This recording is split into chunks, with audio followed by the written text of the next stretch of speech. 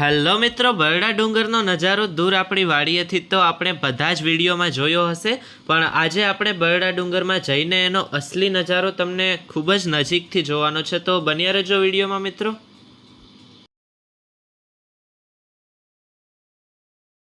તો સામે જે દેખાય છે તે છે શૈલેશ્વર મહાદેવનું મંદિર, જે તળાવની પારની અંદર એટલે કે તળાવના કિનારાની અંદર આવેલું છે। પણ ત્યાં અત્યારે તો નથી જવાનું, ત્યાં આપણે શ્રાવણ મહિનામાં જાશું। અત્યારે આપણે જવાનું છે ઘુમલી, જ્યાં આપણે આશાપુરા માતાજીના દર્શન કરશું। તો બન્યા રહેજો વિડીયોમાં। અને મિત્રો, તમે ચોમાસામાં ઘુમલી આવ્યા છો કે નહીં એ ખાસ કોમેન્ટમાં જણાવજો, અને ન આવ્યા હોય તો આ વર્ષે એકવાર જરૂર આવજો મિત્રો।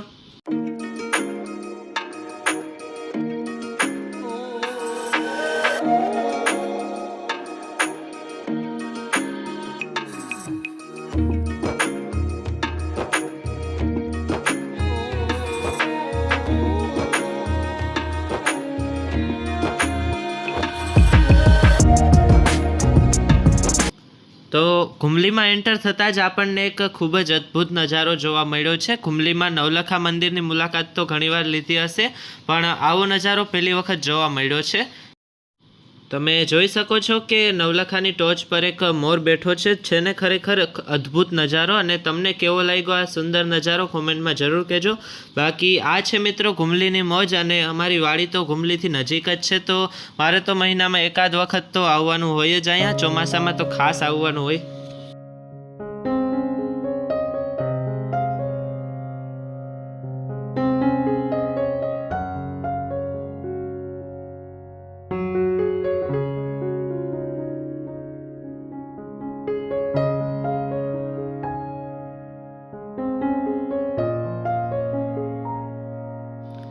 નવલખાનો સુંદર નજારો તો તમે જોઈ જ લીધો છે, અને તમને કેવો લાગ્યો કોમેન્ટ કરવાનું ના ભૂલાય। અને આજે તો કંઈ બહુ પબ્લિક નથી, બાકી રવિવારે ખૂબ જ ભીડ હોય છે, અને શ્રાવણ માસ તો આખો પબ્લિક હોય જ। અને હા મિત્રો, હમણાં શ્રાવણ મહિનો ચાલુ થાય છે તો આપણે કિલેશ્વર જવાનું થશે। તો આપણે જે બરડા ડુંગરની વચ્ચે કીલગંગા નદીના કિનારે આવેલું છે મહાદેવનું મંદિર, તો ત્યાં જવાનું થશે, અને ખૂબ જ સુંદર જગ્યા છે। તો આગલો વિડીયો કદાચ ત્યાંનો જ આવશે, તો ચેનલમાં નવા હોય તો સબસ્ક્રાઈબ કરી લેજો, અને બેલ આઇકન પણ ઓન કરી લેજો, જેથી કરીને તમને વિડીયોનું નોટિફિકેશન સૌથી પહેલાં મળી જાય મિત્રો।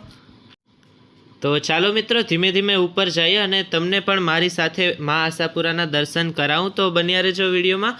અને આજે તો વરસાદી માહોલ પણ છે, તો થોડો ઘણો વરસાદ આવી જાય તો નજારો ઓર પણ જોરદાર થઈ જશે। તો બન્યા રહેજો વિડીયોમાં, આગળ મળીએ મિત્રો।